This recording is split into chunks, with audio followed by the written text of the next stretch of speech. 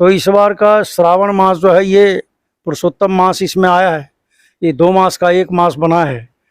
तो लोगों में एक भ्रम फैला दिया गया है, इसमें कोई शुभ काम, अच्छा काम, पूजा पाठ ये सब नहीं करना चाहिए। वास्तविक बात ऐसी नहीं है।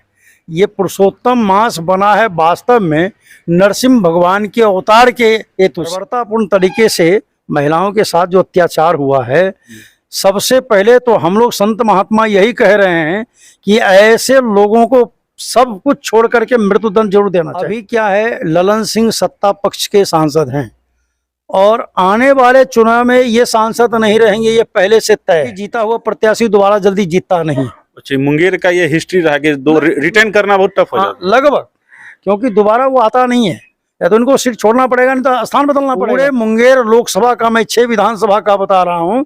6 विधानसभा का स्थिति आप देखिए, क्या चुनाव हुआ था।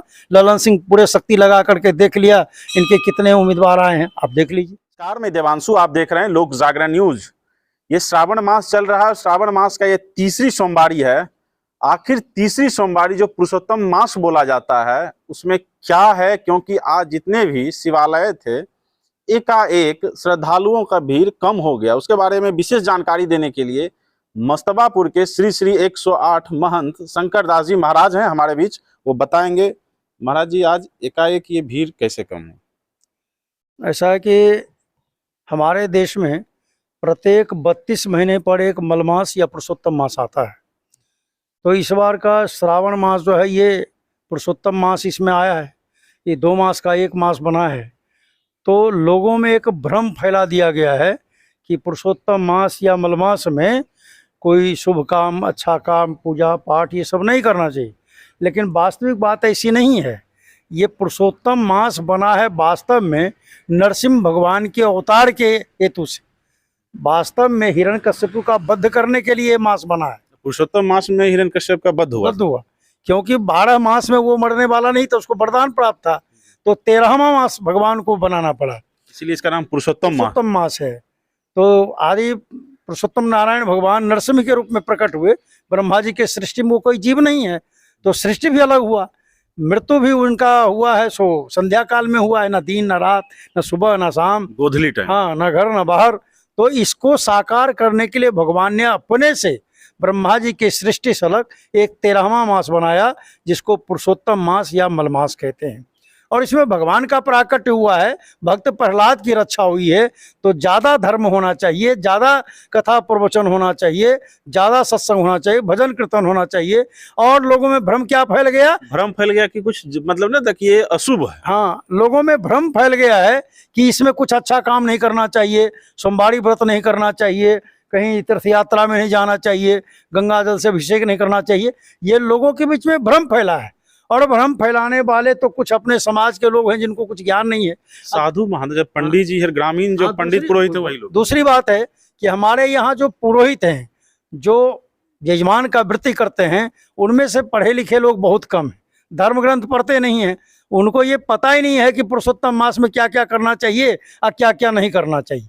केवल व्यक्तिगत जो शुभ काम होता है, जैसे मुंडन हुआ, यज्ञोपवीत हुआ, विवाह हुआ, गृह प्रवेश, ग्रहण, ये सब काम वर्जित है इसमें।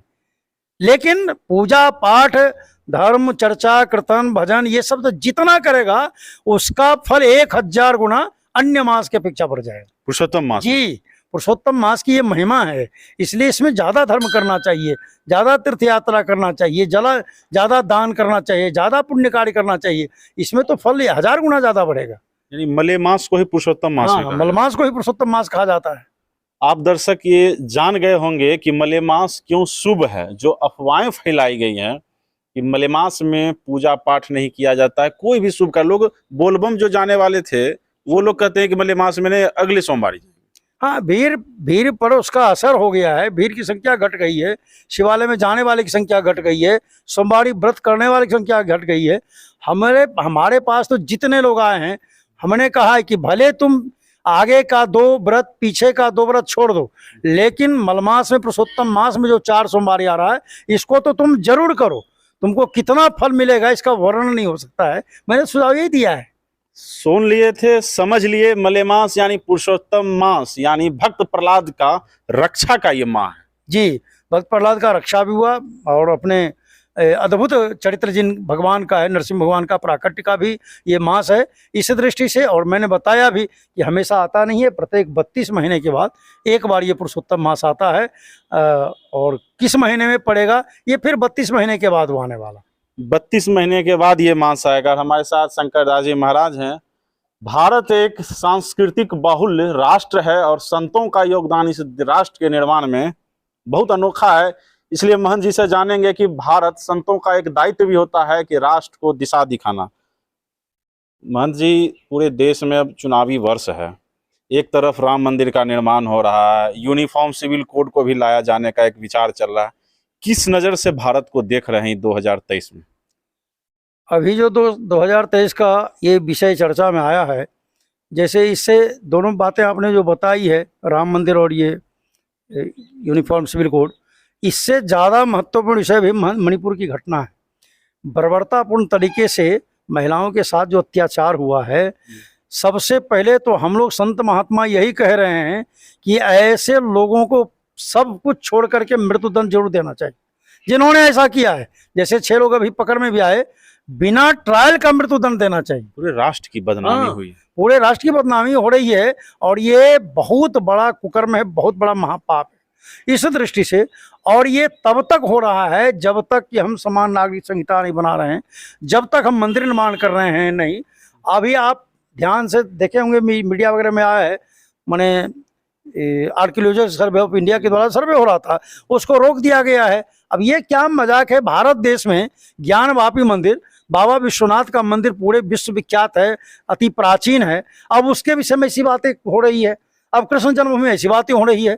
तो भारत देश का गौरवशाली सांस्कृतिक इतिहास जो रहा है, इसको जागृत करने के लिए अगर कोई पार्टी, कोई व्यक्ति, कोई नेता, कोई प्रधानमंत्री आगे बढ़ रहा है तो उसको पीछे से जनता जनार्दन को सहयोग करना चाहिए, बल देना चाहिए।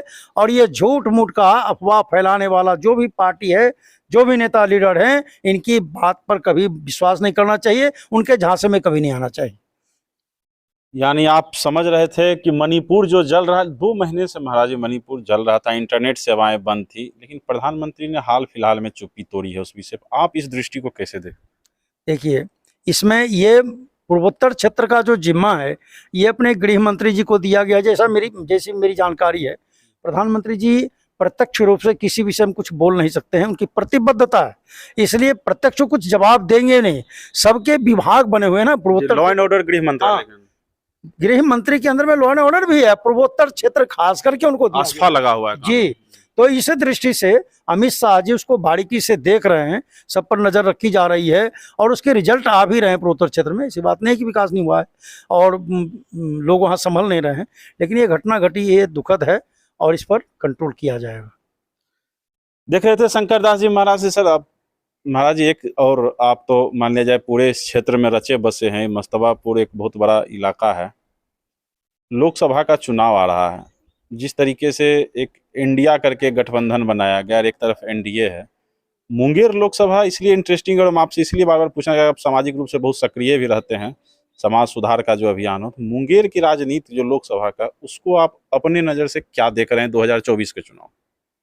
देखिए, मुंगेर का लोकसभा क्षेत्र जो है, आप ज़्यादातर देखिएगा तो यहाँ पर एंटी वोटिंग, एंटी कमेंसी ज़्यादा हुए हैं। अभी क्या है, ललन सिंह सत्ता पक्ष के सांसद हैं और आने वाले चुनाव में ये सांसद नहीं रहेंगे, ये पहले से तय है, क्योंकि जीता हुआ प्रत्याशी दोबारा जल्दी जीतता नहीं। अच्छा, मुंगेर का ये हिस्ट्री रहा कि रिटर्न करना बहुत टफ हो जाता है। लगभग, क्योंकि दोबारा वो आता नहीं है, या तो उनको सीट छोड़ना पड़ेगा, नहीं तो स्थान बदलना पड़ेगा। दूसरी बात है कि पहली बार ऐसा होगा कि जदयू को छोड़ करके भारतीय जनता पार्टी चुनाव लड़ेगी। बिहार में तो पहली बार ऐसा, तो इसका भी असर होगा। तीसरी बात है कि ये भारतीय जनता पार्टी बहुमत की सरकार जब भी रही है, तब तक भारतीय जनता पार्टी का ही यहाँ वोट परसेंट ज्यादा रहा है। वो जैसे किसी को मिले, लोजपा को मिल जाए, एनडीए में किसी को मिले, लेकिन बीजेपी के कैंडिडेट, बीजेपी के मतदाता यहाँ कैडर ज्यादा हैं, मतदाता ज्यादा हैं और ये सशक्त क्षेत्र है संगठन की दृष्टि से। इसलिए इस बार का जो मुंगेर लोकसभा का चुनाव होगा, चाहे जिसको भी एनडीए की तरफ से दिया जाएगा, वो निश्चित रूप से जीतेंगे और ये इंडिया जो बना है संगठन, एक तो ये नाम ही गलत है, इसको तो हटाना ही पड़ेगा, वो तो लीगल भी मामला, कानूनी मामला ये है। अपने देश के नाम पर इसको रखना भी नहीं है, नाम तो बदलना ही पड़ेगा। और ये आएंगे नहीं, इनमें एकता नहीं रह पाएगी, मेरा ऐसा विश्वास है। तो मुंगेर का जो सांसद हैं बोले हम बहुत काम किए हैं मुंगेर लोकसभा में, लेकिन रिटेन नहीं हो पाएंगे क्योंकि हर बार जो सत्ता पक्ष के रहते हैं वो चले जाते हैं। ऐसी बात नहीं है, समाज के बीच में अगर जाएंगे, आप तो मीडिया से जुड़े हुए कर्मी हैं, आप समाज के बीच में जाएंगे, समाज का जो फीडबैक आ रहा है बहुत ज़्यादा इनसे कोई प्रभावित नहीं है। जैसा कि आप विधानसभा चुनाव में आपने देखा भी है, सूरजगढ़ा के परिप्रेक्ष्य में सूरजगढ़ा का परिप्रेक्ष्य नहीं, पूरे मुंगेर लोकसभा का, मैं 6 विधानसभा का बता रहा हूँ, 6 विधानसभा का स्थिति आप देखिए, क्या चुनाव में हुआ था। ललन सिंह पूरे शक्ति लगा करके देख लिया इनके कितने उम्मीदवार आए हैं, आप देख लीजिए, समझ में आ जाएगा। इसलिए ललन सिंह का कुछ नहीं यहाँ चलने वाला है इस बार। मुंगेर लोकसभा का या अप्रत्याशित है, इस बार जीत दिलाएगा, चाहे जिसको एनडीए की सरकार लाएगी। जिसको एनडीए की सरकार। सुन रहे थे शंकर दास जी महाराज थे, मस्तवापुर ठाकुरबाड़ी के श्री श्री 108 महंत हैं।